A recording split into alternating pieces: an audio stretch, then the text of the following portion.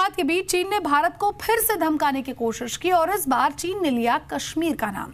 चीन के सरकारी अखबार ने लिखा कि जिस तरह भारत भूटान की मदद के नाम पर डोकलाम में दखल दे रहा है, उसी तरह पाकिस्तान की मदद के लिए कश्मीर में भी तीसरा देश घुस सकता है। डोकलाम में भारतीय सेना के आक्रामक रुख से चीन बौखला गया है। चीन एक बार फिर भारत को धमकी दी है।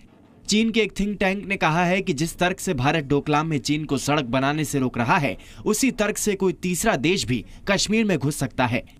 चीन ने कहा कि वो पाकिस्तान की ओर से कश्मीर में घुस सकता है। चीन के think tank China West Normal University में सेंटर फॉर इंडियन स्टडीज के निदेशक लोंग शिंगचुन ने लिखा है कि अगर भारत को भूटान की सीमा की रक्षा करनी है तो ऐसा सिर्फ स्थापित क्षेत्र में ही हो, विवादित क्षेत्र में नहीं। भारत को विवादित इलाके में दखल नहीं देनी चाहिए, वो सिर्फ अपने क्षेत्र की बात करे, वरना इसी तर्क के आधार पर पाकिस्तानी सरकार के आग्रह पर एक तीसरे देश की सेना भारत और पाकिस्तान के बीच विवादित क्षेत्र में भी प्रवेश कर सकती है।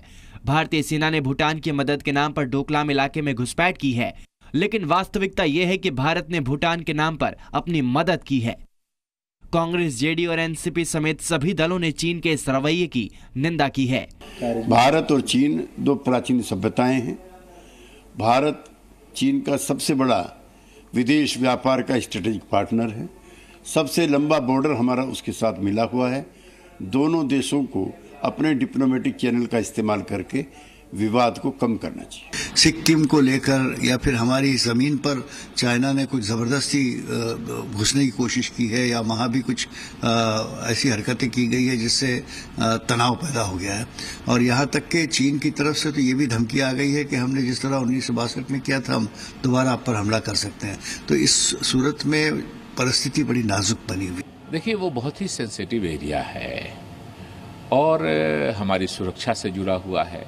निश्चित रूप से भारतीय सेनाओं को वहां से नहीं हटना चाहिए और चीन से भी प्रधानमंत्री जी को आंख लाल करके बात करनी चाहिए।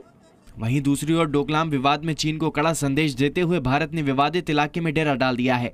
इससे पहले चीन ने डोकलाम से भारत से सेना पीछे हटाने पर ही बातचीत की शर्त रखी थी।